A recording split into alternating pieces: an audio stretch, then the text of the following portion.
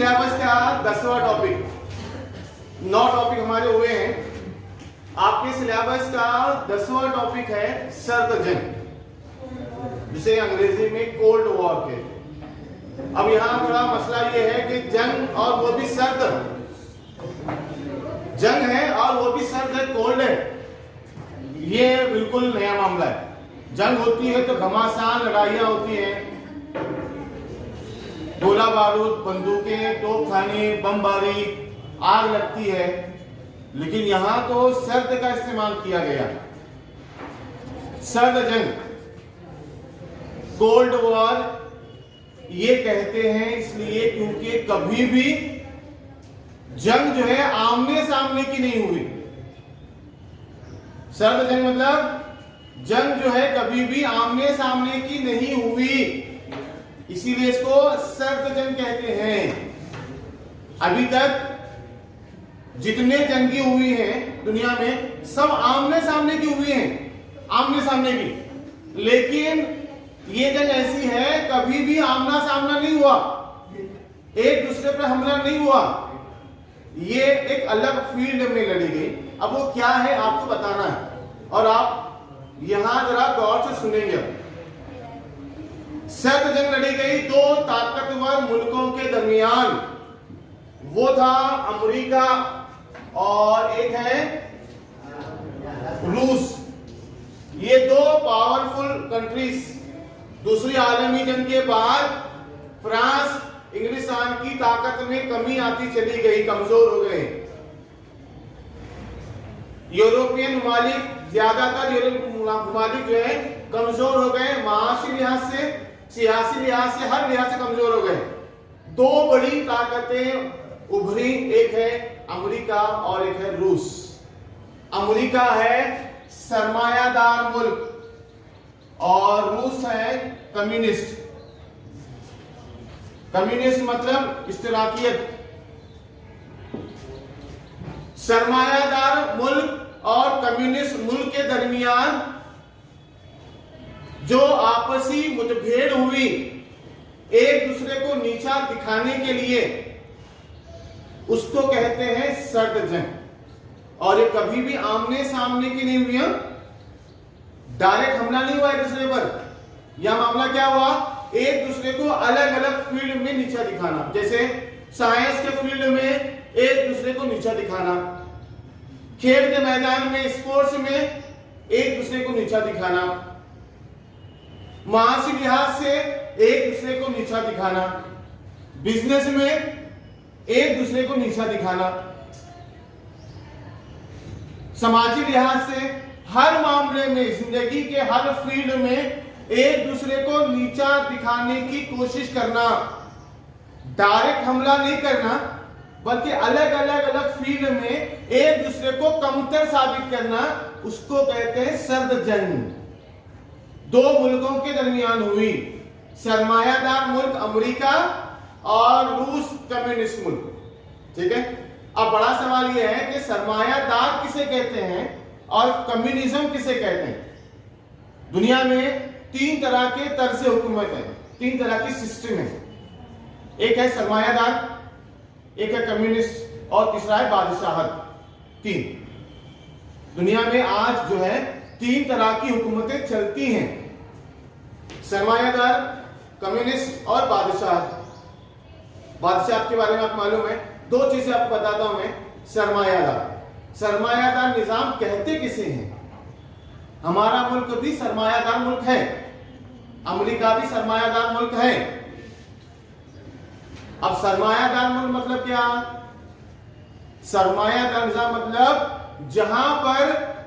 जहां का माशी निजाम इंडिविजुअल फायदे के लिए, मतलब इनफरादी फायदे के लिए कोई इनफरादी शख्स कंट्रोल करता है, उसको कहते हैं सरमायादार निजाम।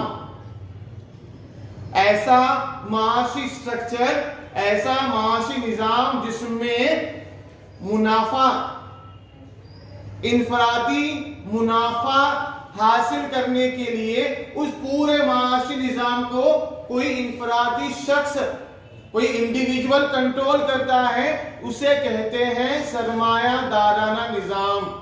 फॉर एग्जाम्पल हिंदुस्तान की बात करें, हमारे यहाँ रिलायंस, मुकेश अंबानी, अनिल अंबानी, अडानी, ये जो बड़े बड़े इंडस्ट्रिस्ट हैं, बिजनेसमैन हैं, ये उनके फायदे के लिए कंपनी चलाते हैं, उनके फायदे के लिए।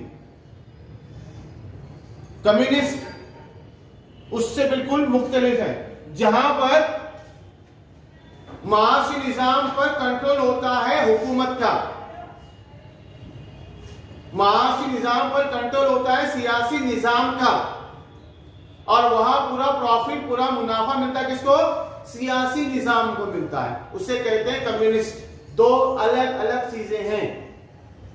सरमायादार में इंडिविजुअल मतलब इनफरादी तौर पर मुनाफा मिलता है, जिसमें सियासी निजाम का कोई दखल नहीं है।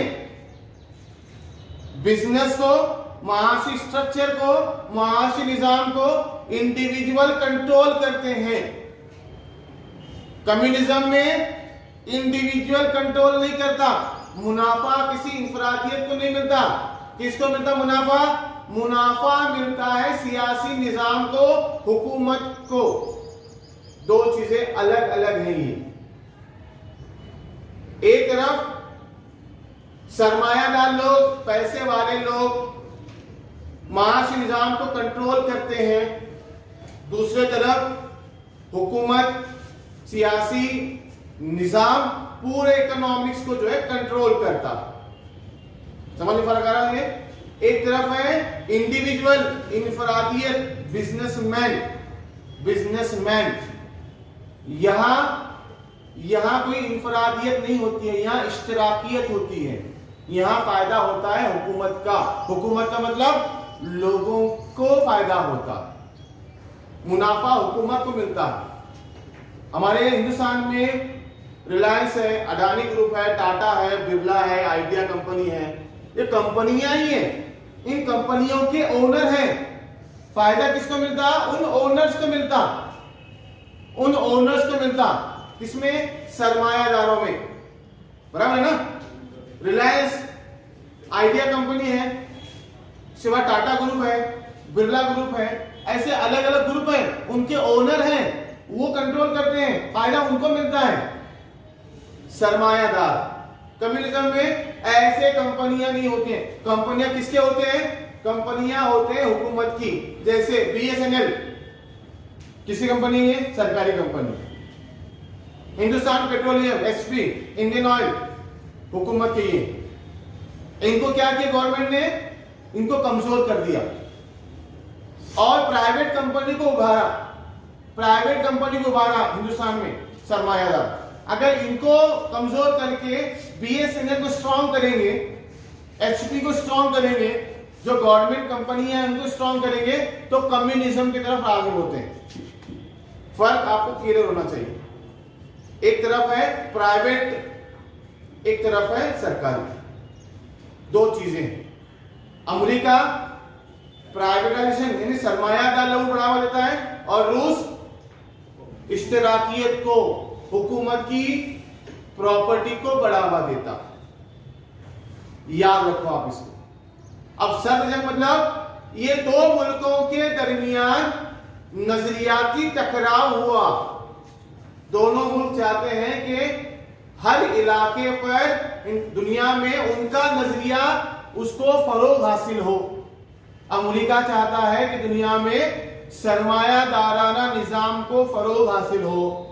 रूस चाहता है कि उसके कम्युनिज्म नजरिए को बढ़ावा हासिल हो, और दोनों एक दूसरे के नजरियात को बढ़ाने के लिए जो गरीब ममालिक हैं, यूरोप हो, एशिया हो, अफ्रीका हो, वहां पर अपने नजरियात को बढ़ावा देने के लिए इन दोनों में जो टकराव